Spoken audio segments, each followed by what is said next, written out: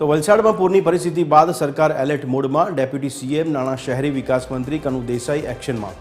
નાણામંત્રીએ પારડી અને અન્ય વિસ્તારોની લીધી મુલાકાત। સ્થાનિક અગ્રણીઓ અને લોકો સાથે વાત કરી પરિસ્થિતિનો તાગ મેળવ્યો।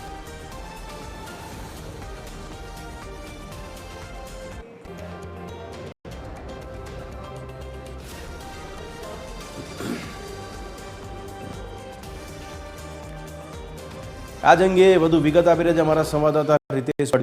રીતેશ, જણાવશો વલસાડમાં હાલ સ્થિતિ વરસાદી આફતને લઈને કેવી સર્જાઈ રહી છે ને કનુ દેસાઈ જે પહોંચ્યા છે વિસ્તારની મુલાકાતે ત્યારે લોકોને કયા પ્રકારના આશ્વાસન આપવામાં આવી રહ્યા છે?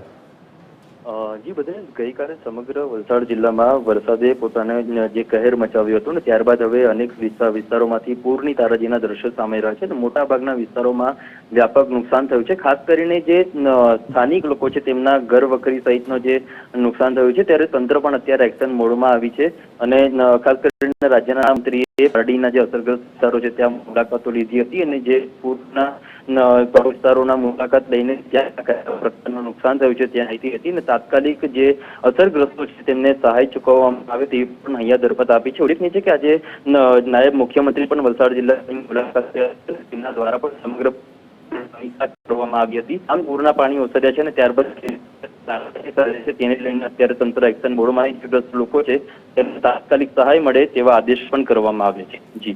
જી રીતેશ, ધન્યવાદ સમગ્ર માહિતી આપવા બદલ।